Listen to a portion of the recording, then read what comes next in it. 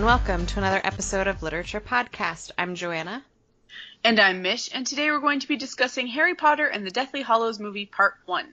In this episode, we will be talking about the similarities and differences between the book and the movie, so if you have not read or watched Deathly Hallows and do not wish to be spoiled, stop listening to this episode until you have accomplished both of those things. But before you go, we'd like to announce some changes happening to our schedule. For the last several months, we've been posting a new episode every single Friday, which has been tremendously fun to do. But with some life changes coming up, we have decided that it would be best to post every other Friday in order to maintain the quality and creativity of our shows that we love to produce. With that being said, the next episode of Literature Podcast after today will be May 17th. Thank you to everyone who listens to our show. Every single one of you inspire us to keep going. And that is the end of today's special announcement. For those of you who are caught up on the Deathly Hallows, stay tuned and we shall continue this episode shortly.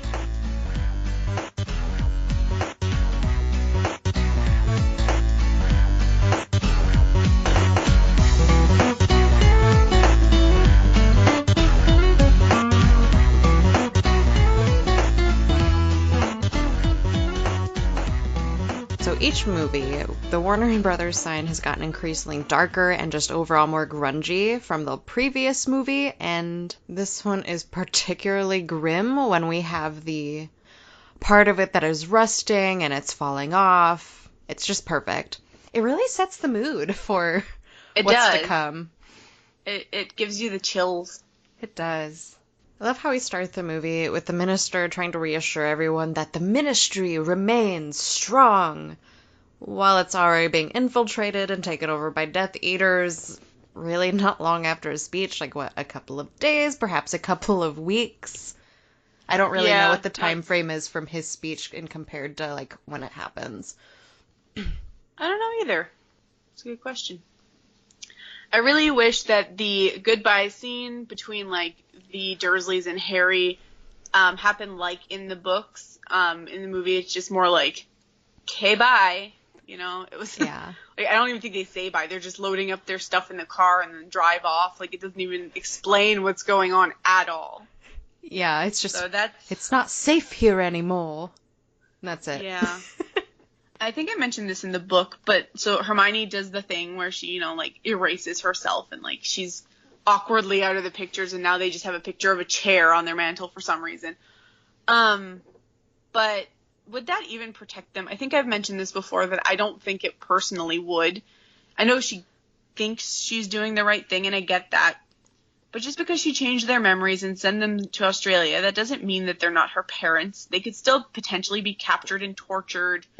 And held as ransom for her, like, oh, we have your parents. So, couldn't you have, like, sent them into, like, the Wizard Witness Protection Program like the Dursleys had? That probably would have been a better option. Because now they could get tortured, but have absolutely no idea of what the Death Eaters are searching for. Yeah. We're looking for your daughter. We don't have a daughter. What the hell are you talking about?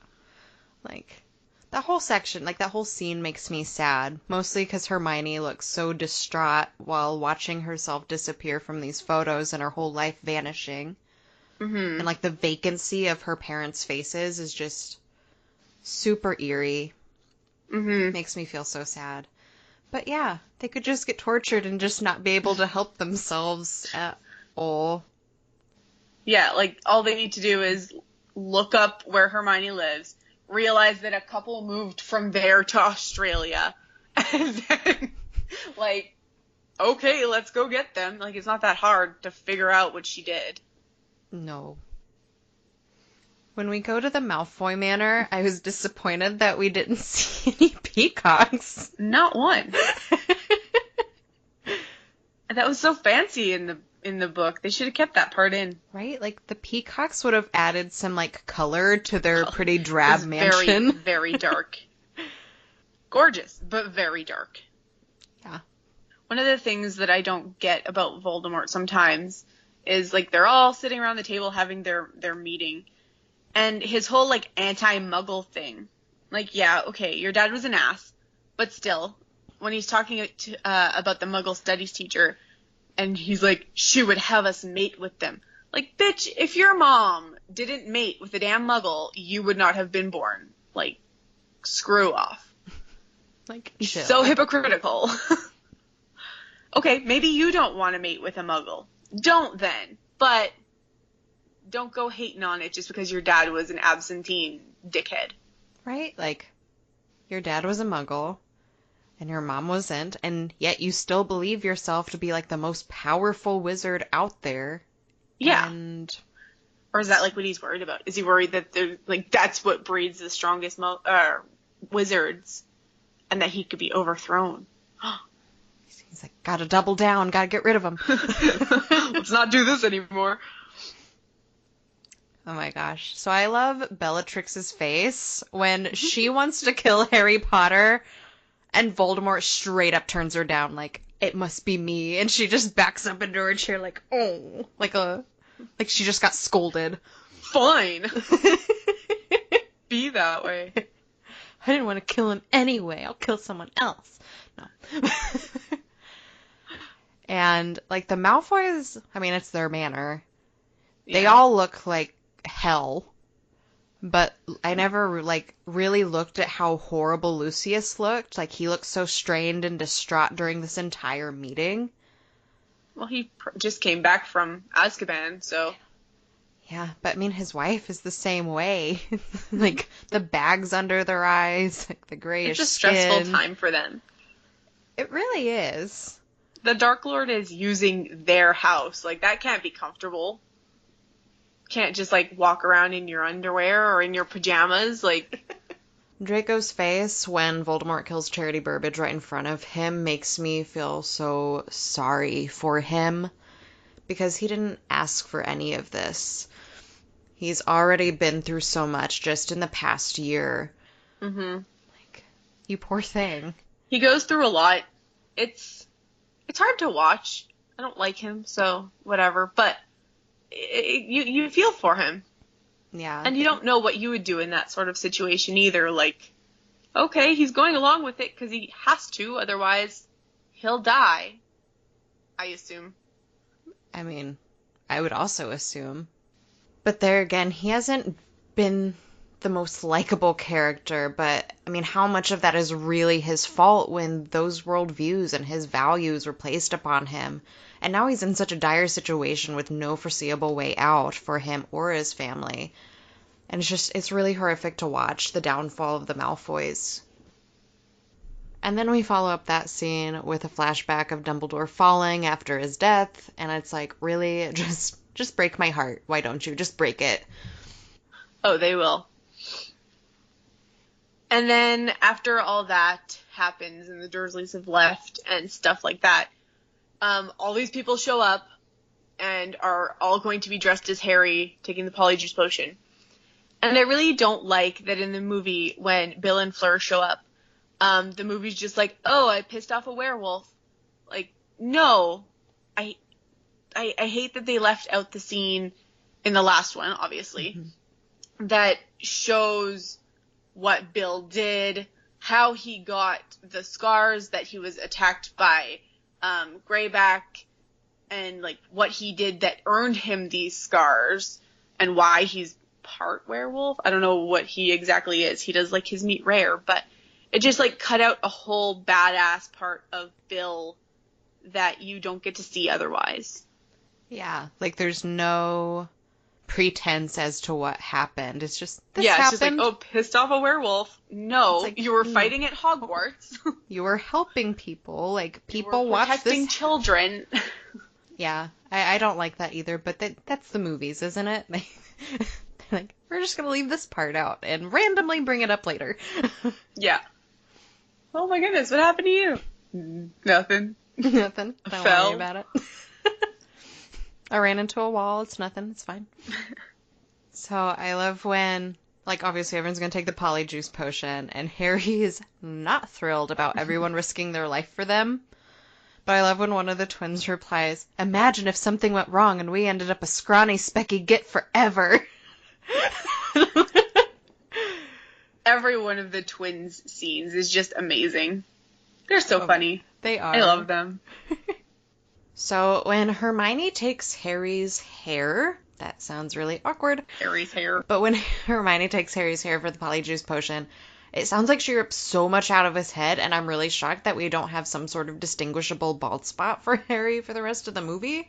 That just sounded so unbelievably painful. Yeah, that would have been painful. Like, you could have at least, like, cut with scissors, buzzed. Yeah. It's not just something. Ripped out a whole handful. That would have hurt so bad. Yeah. Like, I think I'm surprised he didn't have a headache for, like, hours. Right. So, when Mad Eye says that this Polyjuice Potion tastes like goblin piss, I was wondering, is that like a normal wizarding term, like Merlin's beard? Or is he actually talking from experience, like the twins were asking? And would piss really be that distinguishable from creature to creature, like goblin versus human versus unicorn? I mean, is it really any different? It might be. I would have no say on the matter. This is definitely But I feel like there might be different ammonias and stuff in different creatures. That's, diets and That's stuff. True. Because, like, cat piss is horrible. Like, Yeah. that's like ammonia center. So I feel like there might be a difference. And since he is, like, one of the top Aurors, he might have to know the difference for reasons that I can't think of right now. But you never know. You never know. But after they drink the Polyjuice Potion, the scene with Fred and George gets me every time. After they change into Harry, they get dressed and they're like, wow, we're identical. Like as if you guys weren't before. I know, I love it. It's one of my favorite scenes in this movie. Wow, we're identical. Love it. Okay. So, we've had our problems with Fleur. I do like her more now. But when she's just like, Bill, look away, I'm hideous. Like, are you just calling Harry ugly without actually calling him ugly to his face? You just said I'm hideous. I mean, like, if all of a sudden you sprouted chest hair and, like, all of a sudden, like, looked like I'm trying to think of a guy. All of a sudden you look like one of your friends, like, you're not going to be like, wow, I look like myself. Like, So at the same time, why would... I get it. I get that. I get the, like, Bill, look away, I have a penis. Yeah. Like that would be a little bit... I would not be like, I'm hideous. Like, that's just rude. Maybe she didn't have any other, like, translation for, like, holy crap, dude. Don't look at me. My breasts are gone. This lacy bra, like, it's just not holding anything anymore. Yeah. There are issues. So I get it. And they're not even married yet. Or no, they are married, but like, no. No, they're not. No, they're not married yet. So you get it, because she wants to look good for him, but now she looks like a small specky git? Scrawny specky git? So... The first time he watches her undress, she actually looks like Harry. Yeah. Can't get those images out of your head. Okay, so Hagrid takes Harry away because he's the one who brought Harry to the Dursleys in the first place on his bike. Mm-hmm. But he says that Harry was no bigger than a bowtruckle when he brought him. And I'm like, I'm pretty fucking sure that a 1-year-old is much bigger than a bowtruckle, especially after the Fantastic Beasts movies and seeing Little Pickett. Like, maybe in his eyes, because, like, you don't really have the right perception of I don't know how to say this. You don't have the right perception of, like, what you remember. So, like, 8 years ago today, I had a tiny baby that I swear to God was no bigger than, like, my hand. Obviously she was. But like, it's a little bit of an exaggeration. But, it's how you remember it. Because they're just this tiny little bundle.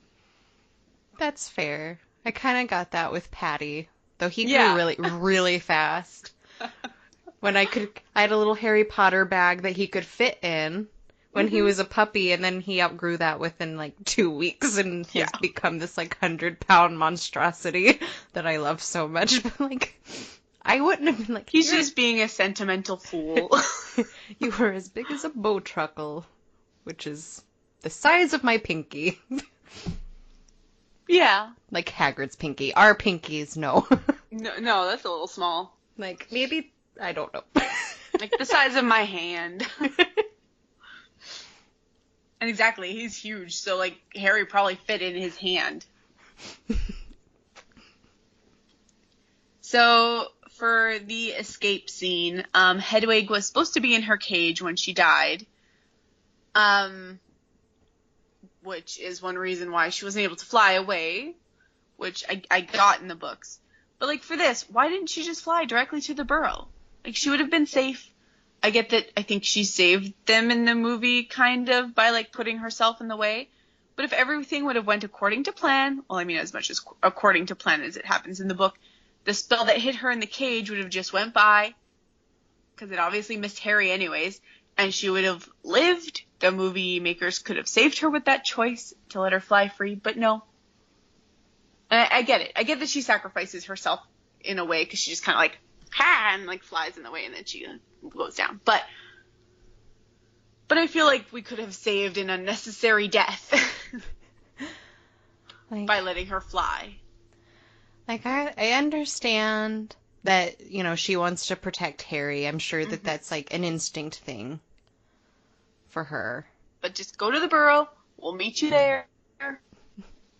Go. Though, bye. I am glad, because I was upset in the book that she dies in her cage and never gets to fly again after a whole summer of being stuck in her cage, and that fucking kills me. So I'm glad that she got the one last chance to fly. Yeah, she could have flown away and saved herself, but I'm glad she flew in the movie. That's fair. One last time. I think her dying overall was just pointless. What was the point of that? Just to make people sad? Yes. Why would you kill the bird? She's a bird. Poor owl. Okay. So the whole escape scene, basically, when they're trying to get Harry to his safe place, is way different than the book. It's so vastly different, though, when they're, like, going through this tunnel and they're passing all of these muggles and there's, like, what? I don't know. At least 50 fucking people that they pass. Way more. Like, so many. Okay, but in the second year, Harry and Ron take Arthur's car, you know, and they're trying to get to Hogwarts, but it's a huge deal when just a few muggles see them. And now we're in this movie, and all of a sudden, these muggles are getting in car accidents because of a flying bike, and these brooms, and spells, and no one seems to blink an eye. I don't totally understand. Like, what do they do with all of these muggles? Do they just leave it? It's never mentioned. Way too many. It's never mentioned again. Like, it's like nothing ever happened. I feel like nobody cares right now because the ministry is taken over by the Death Eaters anyways, so even if there is complaints, they're just like, meh. Meh. Just kill them, it's fine. Just Avada Kedavra, one entire section of the city, it's cool. Yeah, whatever. Any muggle who comes in saying that they saw a flying car, just be like, oh, did you now? Bye. Well, after they cause the fiasco of like a motorcycle riding upside down in the tunnel, which at the same time, would you really want to mention? Because you'd just be like, there was a motorcycle, and then people would be like, yeah, okay, there was, yeah, crazy. They completely cut out Tonks' parents' house, which I mean, it was kind of pointless that they stopped there, but I get the extra security measures, and I think that could have been added because it wouldn't have cost or taken very much out of it to add those extra security measures. But no, they're completely lost by like driving around trying to avoid these Death Eaters, and then they just happen across crashing into the burrow's boundary. Like, how did that happen? No. That doesn't make sense. Though I love that twice now they've changed from where Harry has been, like where he's supposed to have landed and been, Yeah. to this little pond puddle thing outside of the burrow. Like, what is the chance that Dumbledore drops you in it? Which year was it? The year before? Was it the Order of the Phoenix? Yes. I can't remember. But yeah, and he drops him in this little pond puddle, and now he just happens to land the motorcycle in the same place. I wonder if he walks in sideways now and not the long way. But how fast was this damn motorcycle going? Because it's a 6-hour drive from Harry's house to Ron's house. So I don't understand. Like, obviously, if they got to Tonks's parents and then, like, took the port key over, it makes sense. If Tonks's parents didn't live far from Harry. But, like, was this a 6-hour chase in the sky? How fast were we going? Did it cut it down to 3 hours because you guys were going super fast? But even then, that's a long time to be fighting in the sky, right? Aiming for the burrow. I don't think time matters right now in the movies, but I don't know. It makes no sense. It never does, which is probably why everyone is so confused when they watch just the movies. Yeah. Like, it's just a confusing ride. I feel so bad for Molly when Harry and Hagrid return and, you know, they're not supposed to be the first ones back. Mm-hmm. And it would be horrifying to be fighting Death Eaters, but I feel like personally it would be worse to have to sit and wait. I hate waiting. Like, I hate waiting for news. It's the worst. Yeah, like I would rather be out in it than being the one that's safe, so to speak, but having to wait for everyone else. Yeah. Like, that's a horrible position especially to be in. Especially when it's your husband and your kids that are out there. Yeah. Like, there'd be no way I would have been at the burrow waiting. Yeah, because I would have wanted to be at least with one of my kids. You know, she like had Ginny. I think but Ginny's safe there. Yeah, she only had Ginny there with her. Yeah. Like, she could I have realize lost... at the same time you could have died and then they would be motherless, but it's a hard, yeah. Yeah. So back to the movie not making sense. All right, so when Lupin arrives, he instantly is trying to interrogate Harry, and he asks what creature was in his office the first time that Harry visited him, and Harry replies, a Grindylow, which happens in the books. However, it does not happen in the movie. Like, that, I don't even think Grindylows are even mentioned in the movie before this exact scene, and then never again. Fleur says Grindylow back in the Triwizard Tournament. Okay, yeah. But it doesn't show that scene. No. I think, does it show the scene, but he doesn't say what it is? I didn't think so. I can't remember, because they have tea in Lupin's office. Was there a creature in a tank?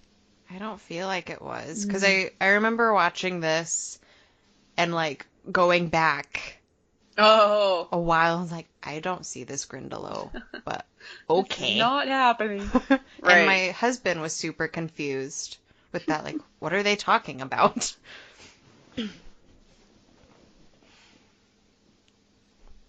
So, George loses his ear. And I love that Friend's like, your horrible ear-related humor, because he says he's saint-like, because he's holy. That sounds like a joke my grandpa would make, honestly. He's definitely said that about, like, Swiss cheese.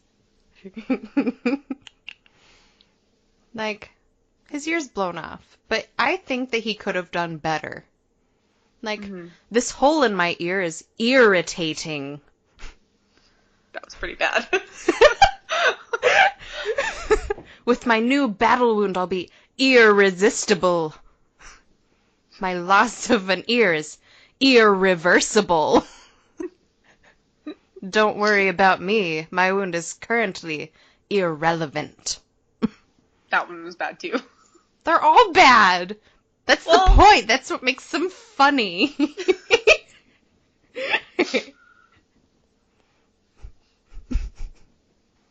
Okay.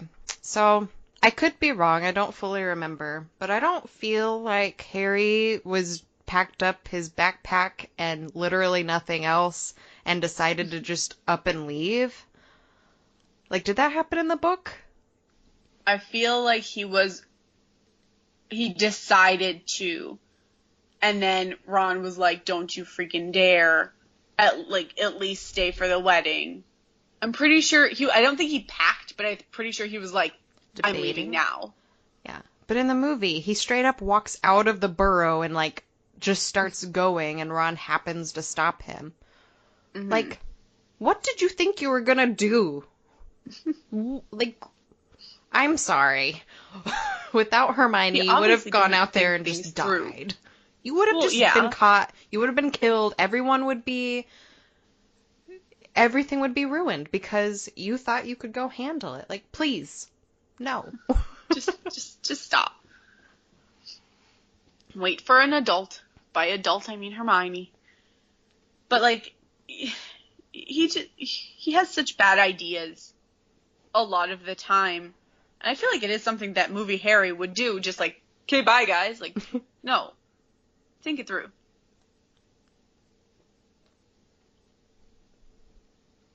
So, we get to luckily miss the whole awkward kissing scene with Harry and Ginny and Ron being angry about it. Mm-hmm. But then it's like this weird, like, doesn't he, like, zip up her back, like, her dress or something? Like, yeah, really? She doesn't even, like, try to zip it up at all. It's totally down. Like, you could have zipped that up a little bit. Come on. Yeah. But George is just back there with, like, what, a fork or something in his ear. Yeah. Just super awkward. Hello. Morning. I think Morning. And that eye that he gives him, like, I'm watching you with my fork ear. I don't know. That dress zipping up scene, just like, it's so cringeworthy. Oh.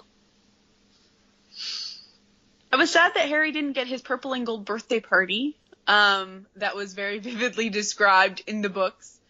But also, who the heck sets up a wedding tent and everything the damn morning of the wedding?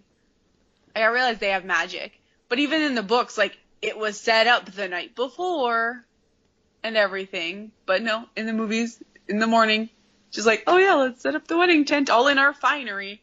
I realize they don't have to touch anything, but still, it's cutting it a little close, don't you think? Right? Like, what if something went wrong or you were missing something or... The tent didn't work. It just didn't work. The tent is broken. Yeah. Yeah. That would give me anxiety. But I have to admit, I am super jealous of them being able to just magic up this tent with absolutely no effort, because putting up, that thing was huge. That thing was freaking massive. Yeah. And just the tiny, like, let's say... my grandparents have I think it's a 40 or 50 person one. And we set it up for my parents' 25th anniversary 2 summers ago in our backyard. And it was like me, my husband, my grandpa. My grandma couldn't really help because she's like 4 foot nothing, like she's tiny. So she couldn't really hold anything up. And then it was like, I think my brother came. Like, there was so many of us trying to put up this damn tent. So hard. Those things are so hard to put together. So just being able to, like, Leviosa that shit, oh my god. It'd be so much easier. So easy. Magic would be so much handier. Yeah, being a muggle sucks. I prefer the term squib.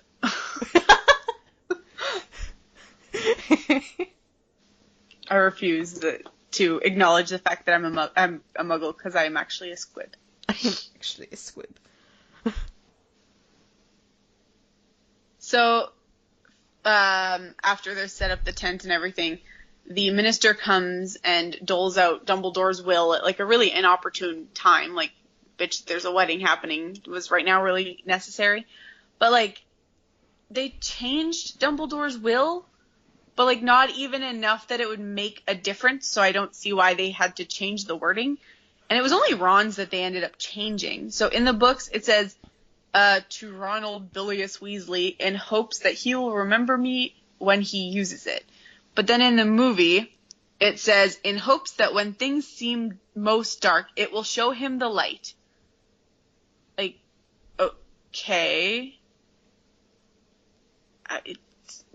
What was the reason of that pointless change? Did they not think it was dramatic enough what it said in the book? Like, we must foreshadow that something's going to happen with Ron. He's going to get dark and depressed. And it will show him the light, which is Hermione, I guess, because that's what he hears. I don't know. It just seemed like such a pointless change to me. Okay, so when Harry gets the snitch, in the book, obviously he doesn't show the minister there, but he remembers right away how his first match went. I don't think that's forgettable, to be honest. No. I think I have the same point, like, down when he actually finds it in the movie. Yeah, it's so much later. Like, in the book, it's as soon as the minister leaves, he's like, I'm gonna lick it, see what happens, open at the close, okay, what does this mean? And then they find out later. And in the book, it's dumb Harry. Where... In the movie, it's dumb Harry. Sorry. Where he's just like, oh yes, a snitch, it's not working. Yeah. Like, you deep-throated that thing. Like, come on. You would have remembered that. But yeah. So, after the minister leaves, it's time for the wedding. You know, Woo! They have so much stuff in setting up a wedding, having the minister come and leave, and then a wedding. That's a busy damn day. Like Fred sticking forks in his ear. Or George, sorry. So many things happening. So many things.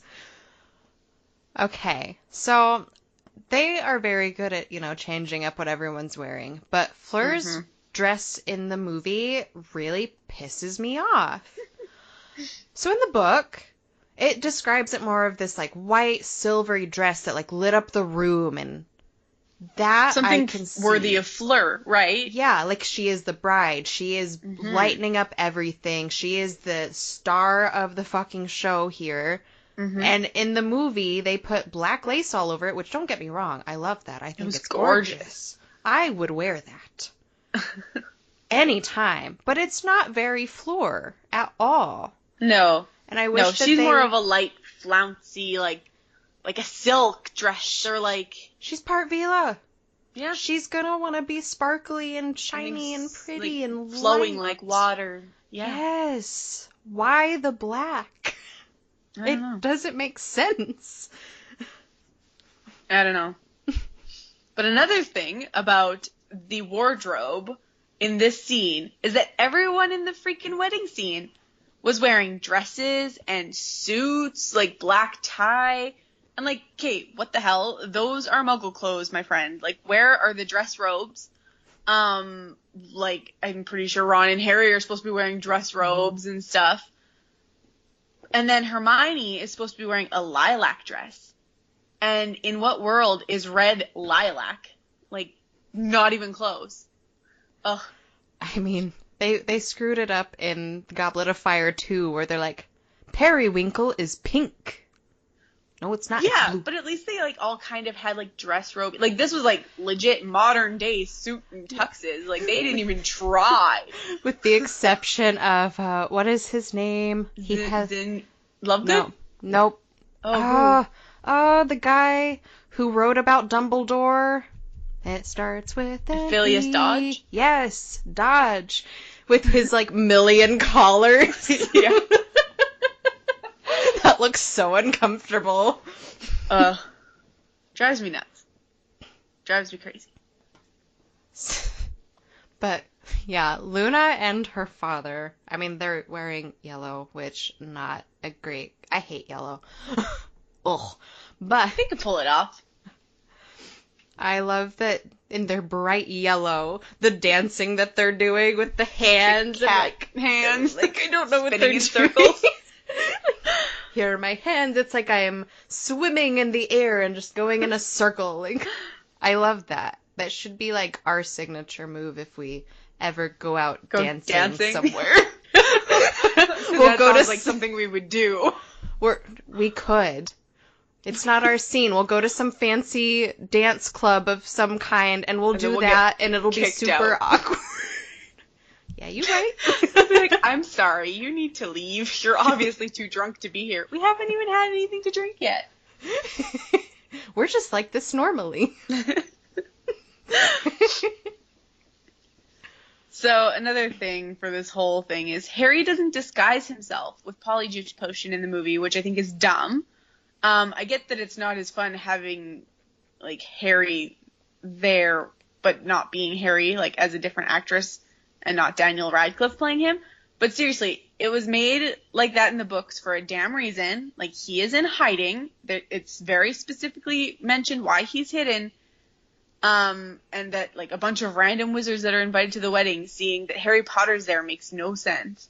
Like, he should have at least changed his hair or, you know, covered his scar and took off his glasses, like, got some contacts and, like, did some makeup or something. But he is in hiding. Like, this is not smart. No, I never understand this part either. And he goes around and everyone's like, oh, hi, Harry. It's Harry. Yeah. It's Harry. It's Harry. And it's so like, it's not like people don't even know who he is. Like, everyone knows. And that puts the Weasley family in a lot of danger. So much danger. Like, literally anyone could have left that wedding when the ministry fell, because it's like during the wedding. Like, what a horrible way to end your wedding. Like, my gosh. But went out with a bang. Yeah, someone could have just instantly be like, he was here, and the whole Weasley family would be screwed. Like, that's what would have happened realistically with Harry not being polyjuiced into someone else, or just simply being recognized by anyone other than Luna. But yeah. Makes no sense. So, in the movie, because it never actually showed any sort of apparition lessons or anything, did we know that Hermione could do it? Like, was it ever mentioned that they passed their test? Or explained to the viewers of the movie why they can just all of a sudden do it when they couldn't do it before? I don't think so, because, like, my husband was confused, like, when the hell did she learn that? You know? Yeah. Because, like, you see that... Like, it's not mentioned that, I think, in, what is it, year 6 that they learn? No. Yeah. Is it 6? I year thought 7? It was 6. 6, obviously. But, yeah. Yep, she can just do it. It's just annoying, because it's just, like, done. Okay. So, I love when we watch Hermione have her tiny little beaded handbag, and she shoves her entire arm into it.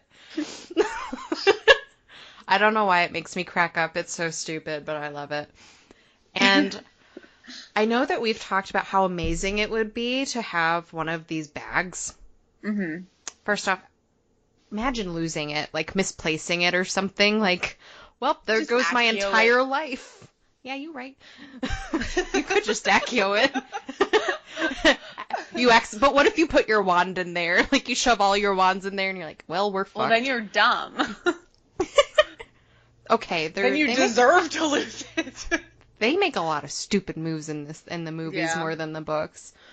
And I love when she puts her arm in there, and then you hear the pile of books fall over. Mm-hmm. That would so be me. Like... Well, knocked that all over. So glad I organized those, because I don't think they don't say anything in the movie, but in the book she puts them in like certain sections. Yeah. Everything's organized by genre or what they're about. All that organization for nothing. Right. That would drive me crazy, because like I'm a very organized person when it comes to stuff like that. Like when I'm packing suitcases and stuff, it's like things need to be in their section. Drive me nuts. So, after we finally get our clothes to change, after Hermione gets them out of the bag, they end up going to the diner. And in the diner, Harry is supposed to be under the cloak, which makes sense, you know, for safety reasons, again. But in the movie, he's just, like, sitting in the open, all willy-nilly, like, the three of us sitting at a diner. Anybody can see me. While we're at it, let's just throw Voldemort's name out there. Like, again, smart moves in the movie. That whole scene is super weird. Like, okay, the waitress, Bartista, not really sure what to call her. How the fuck does she not hear what is going on outside of the door? Like, what headphones are you wearing? Because I want to purchase some. it should have, like, zoomed in on, like, the brand name, you know, like... Their Beats. Brand deal. Yeah. Beats by Dre. So after that, we get this scene where we see Pius, you know, talking about the ministry and whatever, just talking to everyone because he's taken over. But I really couldn't focus on what he was saying because I was so stuck on his right hand, just like moving his fingers around, and he's twitching, and it's like, dude, are you nervous? Do you need an anti-anxiety pill? Like, what do you need? Do you need a Muggle fidget spinner? Because I got you. I don't actually own one, but I could buy you one. Like, I have chill. like 6 in my house. I'll send them one.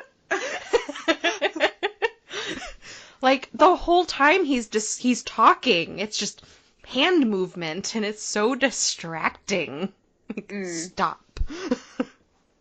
So then afterwards, they end up going to Grimmauld Place, and they find that it's obviously abandoned, but they don't show the letter from Lily and the picture of baby Harry riding around on his little room in Sirius's bedroom. I thought that was sad, because I feel like it would have been cute to see little Harry, like, zooming back and forth on a little broom. It would have been cute. And, like, that whole scene in the book, like, it brought Sirius back a little bit, too. Mm-hmm. And, like, what Harry has lost so far Yeah. in this. Like, that's a touching scene. I wish it was there. So then they realize that the Horcrux was stolen by Regulus, who is Sirius's brother, and they talk to Creature about it. And they send Creature to retrieve Mundungus, like he did in the book. But in the movie, which doesn't happen in the book, Dobby ends up showing up, coming back with Creature, it's unnecessary, but it was such a funny and fun scene, where he's just, like, walking along the table, like, pushing at Creature as he's, like, talking to Harry and telling Harry, like, what happened. And he's just, like, Creature tries to get in, and then he just kind of, like, pushes him back and keeps walking. Like, Yeah. I loved it. It was just so funny. I love that scene so much. Like, and Dobby thought it was curious to see Creature in this. And he doesn't even let Creature talk. I'm glad we got some more Dobby in this. Mm-hmm. He's such a good character. But in the movie, Harry didn't accidentally light Mundungus's eyebrows on fire. And thinking of it, I don't even actually think Mundungus had eyebrows in the movie. I don't remember seeing them.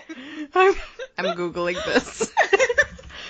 I don't remember them either, but I feel like it's also one of those things where it's like, maybe I wouldn't notice someone's eyebrows missing. I don't know. I'm gonna look at... I know he's, like, bald, but I don't know. Okay, he does have eyebrows, but... Are they just, like, really light? They're pretty dark, but his eyebrows jut out enough that it has a shadow throughout his entire, like, eye socket area. Oh. So it's like they blend in with the hollows of his eyes. Oh, okay. Oh, you can see him when he raises his eyebrows. If you Google Mundungus Fletcher, you can see one clear eyebrow shot, and the rest, it's all very blurry. Well, that's nice to clear up. I mean, if you got rid of them, it really wouldn't make a difference. It'd just be... It's all dark. It's good. But it's also sad that you really don't get to see the transformation between Harry and Creature in the movie. That was really sad. It is. Like, I mean, there's a lot of things that don't happen in the movies in terms of house elves in general. Like, we didn't see Spew, and we didn't see how... Winky. Yep. No Winky. Nothing about elf rights, and, like, how people reacted to that. Not much about Creature. No, and we didn't have that discussion about, if he were to treat Creature better, Creature would automatically be kinder. Like, if you're going to be rude like Sirius was to Creature, that's the reaction you're going to get. Like, you have to treat him the way that you want to essentially be treated, and that's not there. He just kind of treats him like crap the whole time and is a little nicer than he has in the past, but we don't see why that happens. Yeah. So Lupin never came to the house while they were there to announce that he was having a baby. So in that, they never got to have their intense fight that Harry basically regrets the entire rest of the book. So that was one of the things that, again, was a little difficult, because it really makes a few of the things he does in the book make sense. Yeah. And we miss a lot of Lupin and what he has to lose in this situation. Or, like, his regrets and, like, how he feels about being a werewolf, because he was just going to straight up leave and help Harry because he felt so bad about what Tonks is going to have to go through and his with baby. The baby. Yeah. Character development would have done more. This is why we need a Harry Potter series, though. Like, it should have just been a series. They could have done more. Yeah. Okay, so they decide while they're in Grimmauld Place that they're gonna break into the Ministry, fun time. When they decide they're gonna impersonate people from the Ministry, and Ron does this little deception of tying his shoes in front of this doorway, and Harry is hiding to knock them out, essentially, with whatever magic they're doing. Seriously, how did nobody notice them? Like, there's people walking by, I can see it being missed, but then Ron, gets up and slowly they look around, pick up her feet, and someone would have noticed that. There's gonna be that one paranoid person who's like, oh my god, they're taking people away, the government's taking people. Something would have happened. Someone would have noticed. You'd think so. And I feel like Liquid Luck would have been one of those things that would have been nice to have been packed. It would have been the easiest thing. Like, I'm sure Hermione could have figured out how to make it. Right? Or, someone would already have some made up and would be willing to donate for this cause because they don't want to have their lives ruined by Voldemort. That would have made the whole Ministry deal a fuck ton easier than what they went through. Once they polyjuice into these random Ministry people, and Ron becomes Reginald Cattermole. I don't know how to pronounce that name. Catterole? Really. Catterole, I'm not sure. But I love when the head of magical law enforcement stops him and tells him that it's raining in his office. And he wants Reginald to clear it up, and Ron replies with, "Have you tried an umbrella?" That was not, I don't think that was in the books, but regardless, I die every time. I'm like, that is such a witty and rude remark. I love it so much. But, again, on the serious side of things, it's really horrible. Not the time, Ron. Yeah, it's a horrible thing to think about, that if the head of magical law enforcement is essentially, threatening the blood status of his wife in order to get Reg, essentially Ron, to stop the raining in his office. That is horrifying. Not okay. But that's just how they all work. It is. Hate it. And speaking of hatred, seeing Umbridge again, I am never ready. Her face makes me angry. Her voice makes me angry. She causes me rage. Rage emotions come out when I see her. That's one of the reasons why I really don't like Order of the Phoenix. Her posture, the way she walks, everything. Ugh, she drives me crazy. But I do love one thing I love after seeing her. Harry and Hermione are both in the elevator, And she enters the elevator and she's like, Albert, aren't you leaving? And then he just like does the world's most awkward, like, I don't even know how to explain it on a podcast, but if you've seen the movie, you know what I'm talking about. He just kind of like creeps out of the like very bouncy, like he's never walked a day in his life, like he forgot how to walk. He's just the most awkward few seconds that Harry has ever had as Albert. Like, he never stops being awkward though. Like, every time it's like, what are you doing? Because like even when he walks out of Umbridge's office, yeah, and everyone looks at him, he just says absolutely nothing. When someone's like, Runcorn, he just turns and like awkwardly hobbles away. Like it looks like he has to take a massive shit or something. yeah. Did you not go to the bathroom before you guys broke into the Ministry? Because bathroom breaks should always happen before you break into the Ministry. I feel like before any big adventure, you should always be like, hey, does anybody have to pee? We're not wasting our polyjuice time going pee. Yeah. I was sad that Harry didn't rescue Mad Eye's eye when he went to Umbridge's office, though. Like, it was in the door and everything. Yeah. And in the book, he grabs it and gives him a proper burial. But no, he just kind of, like, leaves it and awkwardly walks away. Pooh waddles. Yeah. Like, I'm glad they showed Mad Eye's eye. Mm-hmm. But yeah, Harry would have definitely taken that with him. Well, I mean, he did in the book, but... Yeah. So but obviously in the movie, he would have. But in the movie, Mm-hmm. we have stupid movie Harry. Yep. After the whole, like, going into the courtroom and doing whatever. I love that Ron says to Reg's wife, like, go home, get the kids, get out of the country. Like, imagine how awkward of a statement that would have been if she'd just been like, we don't have kids, what the fuck? Okay, I actually have an answer for this one, I think. So at the beginning, when Ron and Harry enter as Albert and Reg, Harry kind of like, she's like, Albert, what are you doing here? And he kind of like grabs Ron and is like, I brought her husband.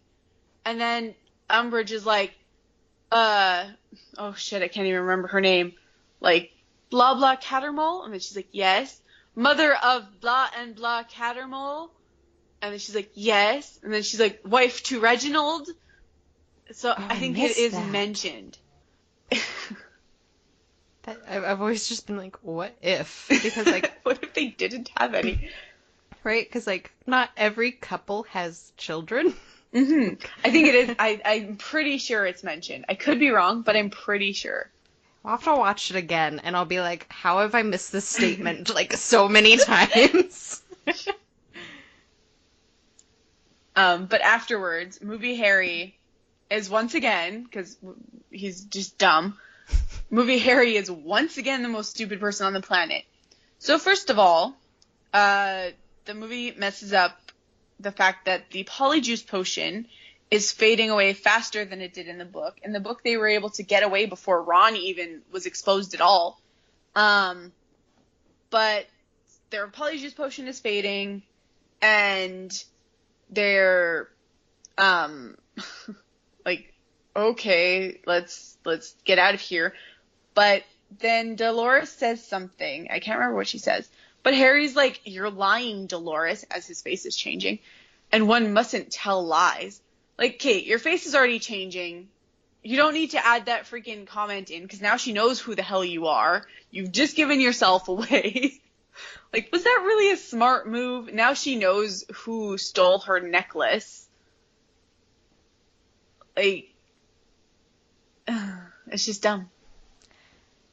It really is. Like, I'm sure it was more like, ha ha ha. You know? I don't really know what else to say. But, like, but she would find out eventually anyways, because Harry starts changing back when they're, like, running to the exits in the book. Yeah. Like, I think it was just for dramatic effect, because we all hate her from Order of the Phoenix and But the it just not makes telling them lies thing. seem like really dumb. Maybe vengeful, which makes people Maybe. dumb.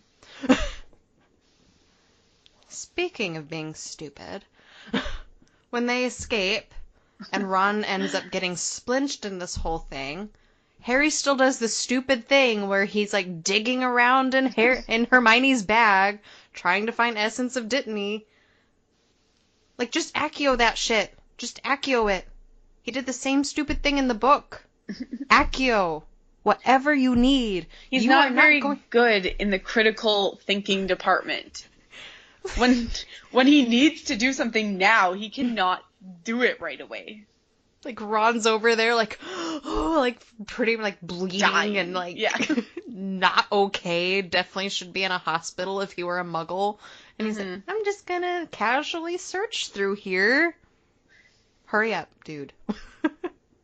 And then, so they have a radio before Ron goes away in the movie.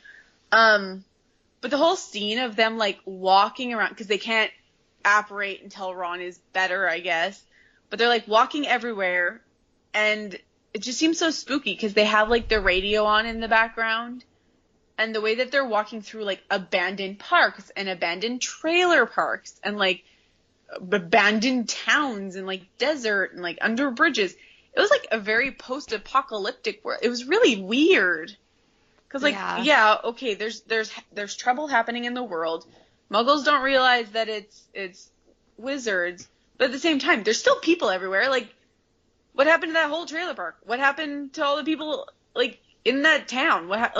Why is it so creepy? Yeah, it's like there's no one on the planet except for them where they are. It's really weird. Yeah. It is super creepy. It does add to the atmosphere, I suppose, but... Yikes. So, while they're doing all this, like, while they're just walking around, not really sure what to do, they're just kind of biding their time, there's a lot of disgruntlement still, you know, just like in the book. Mm-hmm. But I get so pissed when Harry yells at Hermione, "You're not doing enough!" Like, bitch, you wouldn't be here with all your belongings, you would not have a tent, you wouldn't have these protective enchantments, you wouldn't have anything if it was not for her. Like, fuck off. Mm-hmm. I know he was wearing the Horcrux when he said that, but regardless, I still want to slap him. Yep. I wish that they'd added a slap in there, just like in the third movie where they add her punching Draco. Yeah. She could have punched Harry right there, and it would have been totally acceptable. And I also love when Harry is getting his hair cut by Hermione, and she gets sparked with this idea and just exclaims, "Oh my god!" before, like, walking away, and he freaks out checking the back of his head. I love that scene. I do too. Like, same. I have had, like, a kind of similar experience. When I was younger, I was getting my hair cut, and the hairstylist said, "Oops," because they cut my hair too short. And I was like, so I didn't get my hair cut by anyone else for years, because I like my long hair, and I used to be very attached to it. Like, I did not want short hair. I could not stand the idea. So when it was cut, like, fucking 4 inches too short, it, like, scarred me for the next 10 years of my life. But yeah, oh my god, it's not something you should say while cutting someone's hair. Even though, like, you just had a revelation of, like, the sword being, I think, what was her revelation? Like, the sword was goblin-made? Yeah. Or something? And it had basilisk blood, so it would destroy Horcruxes. Yeah. So, that seemed like a bad time for that. But then, also, she kind of realized it on her own, because I think, like, wasn't it actually Nigulus Black?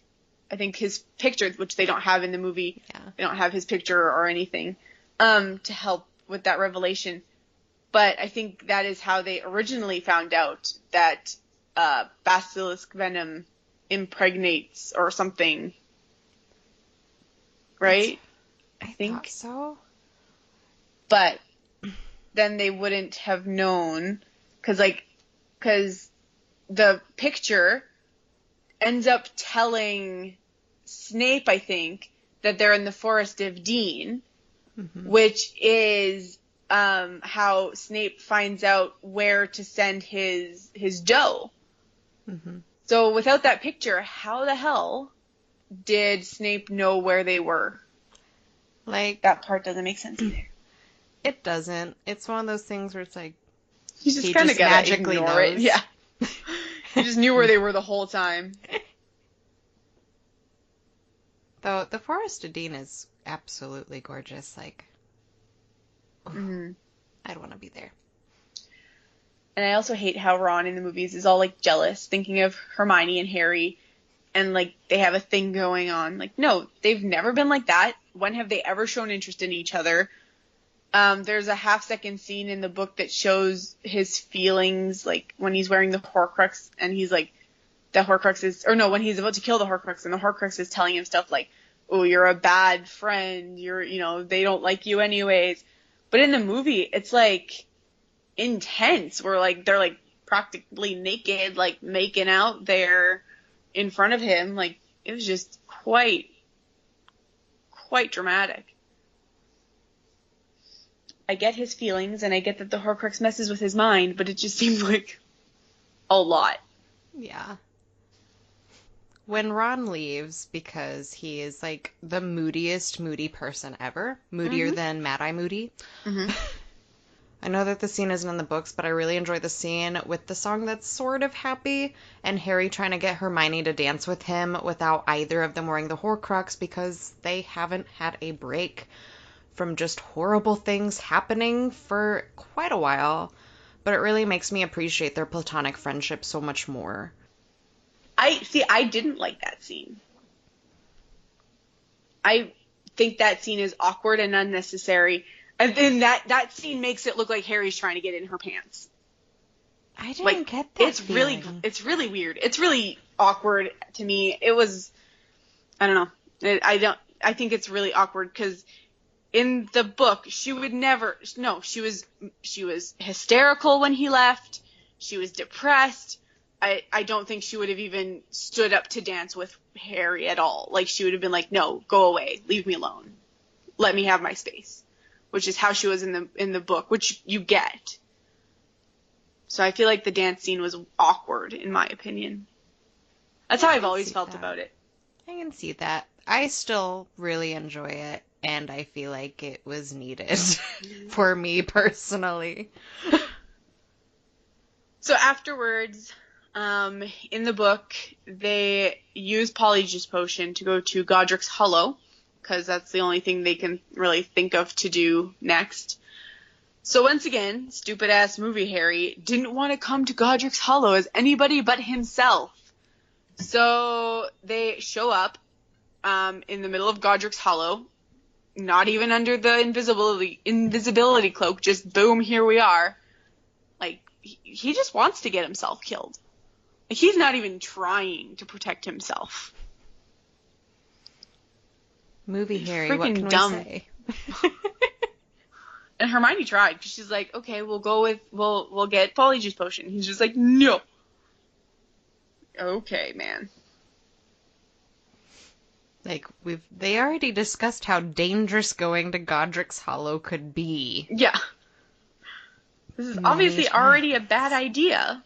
Let's not make it worse.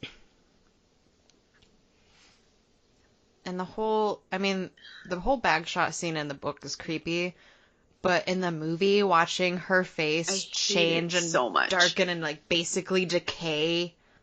I hate it. I watched this scene the first time, and then every time it happens, I don't watch it anymore. Oh. I don't like it. It's gross. It's like, yeah, the snake, like, comes out, and it's just like, blah. Nah. Nah. But after we finally leave Godric's Hollow alive somehow, Harry finally solves the flesh memory thing. Like, good job, man. Good job. It only took you, like, basically the entire movie to figure it out. Which is just so... Again, I don't understand why they put it off like that in the movie. I don't know. And, like, why did he randomly lick it then? Like... As he's sitting on these rocks, just like, I'm gonna put this in my mouth. He just slowly, like lizard Harry, like... Hermione! It does this thing. Like, come on. Come on. Yeah. So in the book, Harry puts Hermione's wand and his clothes and everything else near the water. Like, he doesn't even put it on the ice. I'm pretty sure he puts it next to the lake or pond or whatever it is. And the only thing he keeps on him is the Horcrux. But in the movie, he puts all of his possessions next to the lake, then puts Hermione's wand like half over the hole he creates. Like...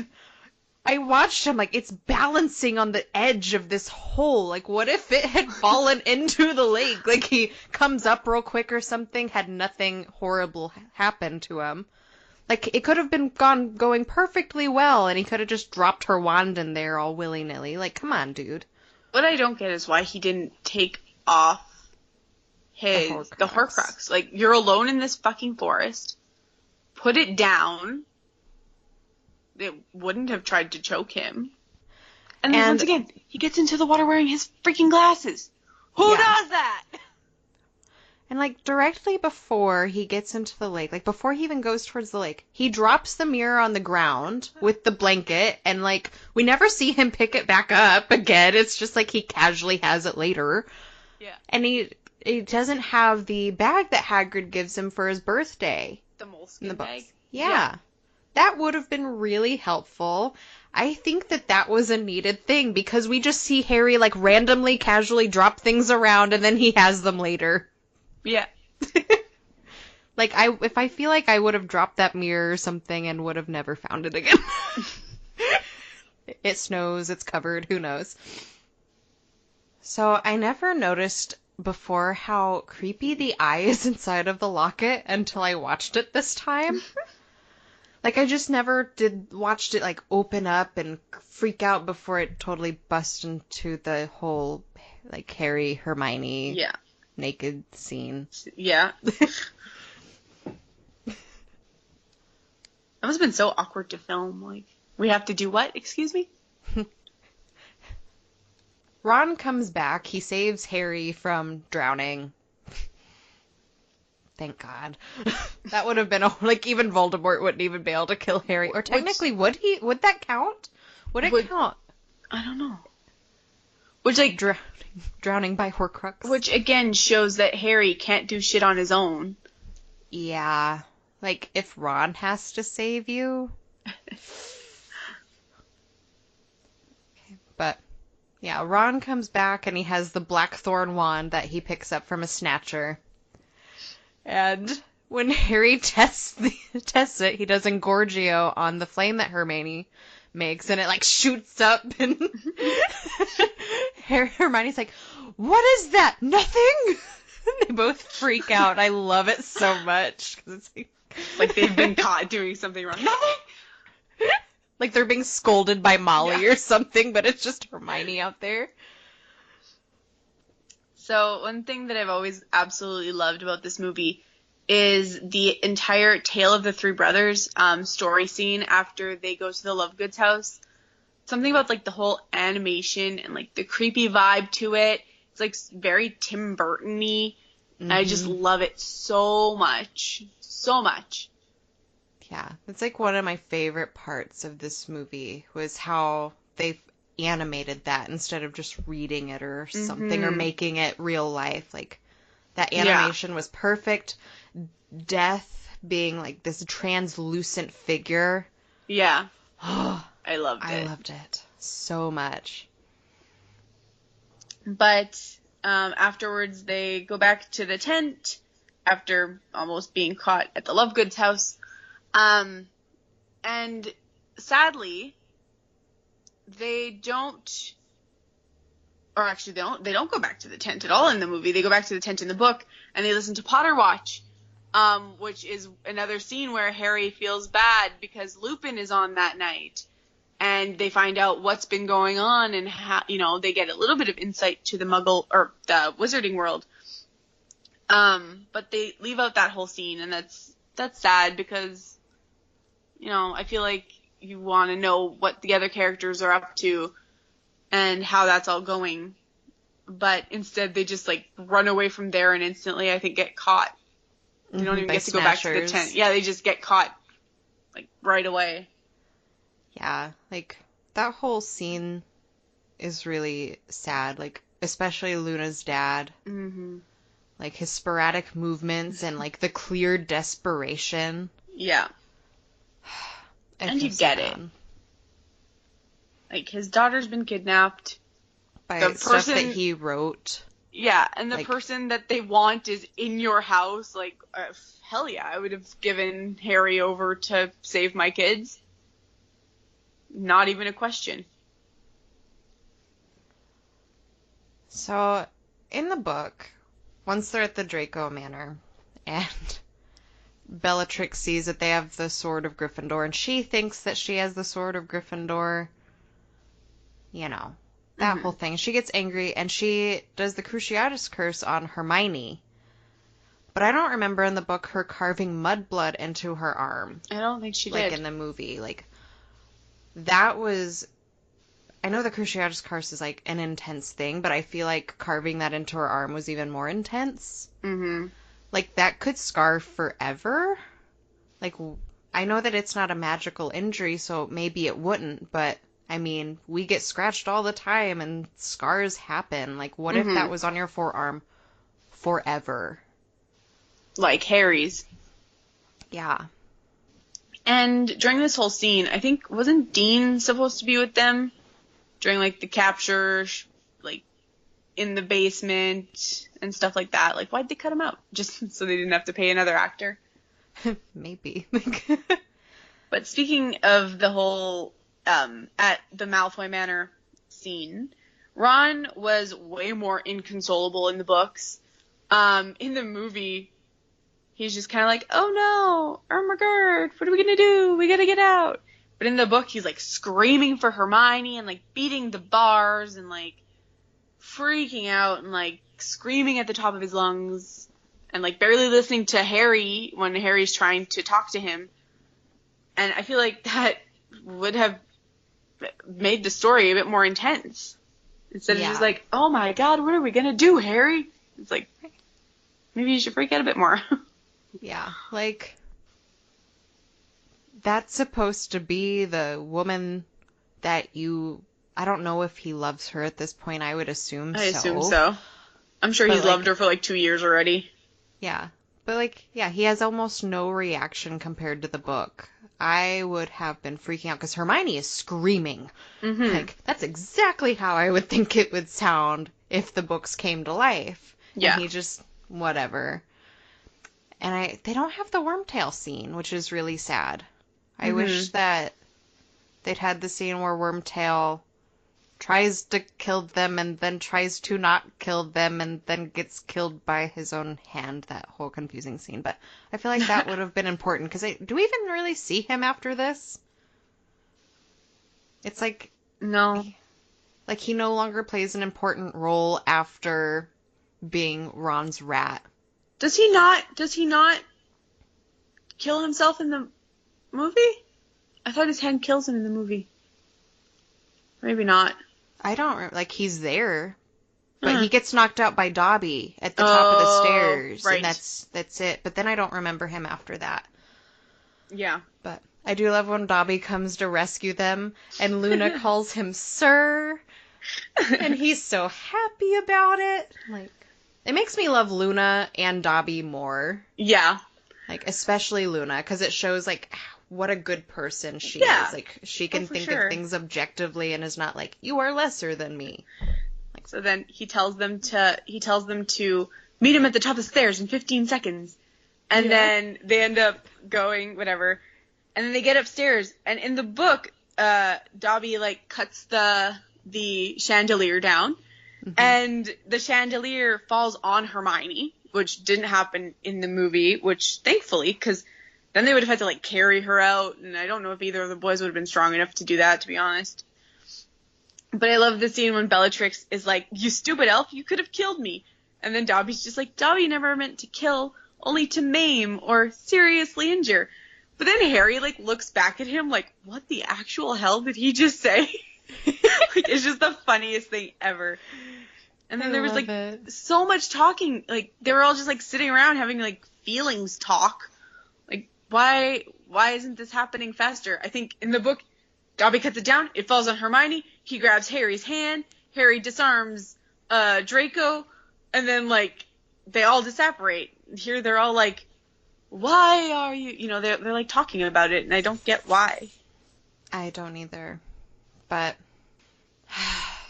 the next scene with Dobby dying, I cannot handle. The Dobby death scene, I feel like in the movie hits me harder than in the books. Because it's something like... You see it? Yeah, you see those little sad eyes. And then, what a beautiful place to be with friends or something, which he does not say that line in the book, but... No. It just hits me in the heart, and I bawl ugly every time. Like, big ugly tears. I need a tissue box. I've watched this movie I don't know how many times, and I continuously cry. And then at some point, I can't even remember when, but at some point, Voldemort finds out that Grindelwald, or Grindelwald tells Voldemort when he goes to see him that Dumbledore had the wand and buried him with it, or it was buried with him.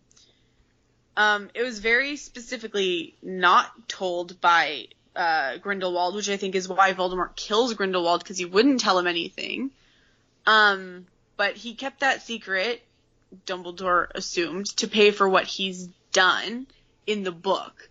And I think that should have been explained a bit more in the movies. I realized that when were these made? 12 years ago? When were the movies made? 10 years ago? Are we talking about the first one or this one? This one. Let's see. I'm going to Google. Like 9 years ago. And I realized at that point they probably didn't know that they were going to be doing the whole, like, Grindelwald Dumbledore story. But I feel like it still should have been added to give a bit of the background explanation that is at least provided in the book. Wow. 2010 was when this So 8 movie years. released. No, 9 years. 9 years. Wow. Doesn't feel like it's been that long. Whoa. Time flies. We were talking about that earlier. We were. What the hell? But I feel like that should just have been added as, like, a bit of a backstory. It would have made the whole plot seem a bit more complex and, like, really would have brought another added something to it instead of just, like, oh yeah, Dumbledore has it. Go see him. And then, like, that's it. Yeah, and it's really confusing. Like, like, my husband didn't understand the Grindelwald, like, thing at all. Yeah. Just watching the movies. It was something I had to explain from the books. So, yeah. But moving on from that. Okay, so Dumbledore's tomb. It's on an island? Like, what the hell? I just assumed there was, like, a crypt at the edge of the lake, like, by the tree or something. But in the movie, it shows that it's on, like, a weird island in the middle of the lake. Yeah. Which with, like, was odd. It's all concrete with the trees. two long rectangular stones and then another stone packed on top of that. Like, what was that for? Like, he just Levioses that shit away. Yeah. I don't know. It's weird. So, on last time's episode, it really bothered me for some reason. I had noticed that in the books, Dumbledore's glasses were on in the tomb because it's like, oh, he looked at the curved nose with the glasses sitting on top of them. So I specifically watched for it in the movie, and they are not. So at least that scene made sense. Because because I was like, well, why would he be wearing glasses in the tomb? Okay. Sorry, my dog. But then, like, it's weird that in this scene in the movie, Voldemort's kind of, like, dangling over him, you know, like, staring at his face from, like, an inch away. And, like, I don't know why this happens. Every time I watch it, I just, like, expect, like, I legit, every time, expect, like, Voldemort to all of a sudden just be like, boop, on his nose. And it never happens, obviously. But I can just see it happening so badly that it's, like, in my mind it happens. Because I would have. Like, you know, if I'm Voldemort, I would have been like, boop your nose. What's a nose feel like? I don't have one anymore. Yeah, I watched for the glasses in this scene too, because I think we discussed on the last Harry Potter movie that all of a sudden it's like Dumbledore has contacts all of a sudden because his glasses are gone. Or gone all the time. But I did notice he still had his fine-ass beard jewelry. Well, you need the fine-ass beard jewelry. Yeah, you do. Like It is necessary. Yeah, so he went to his grave still stylish, apparently wearing his contacts. Well, he And knows his how to beard make an jewelry. exit. I think Shacklebolt had once said, Dumbledore's got got style.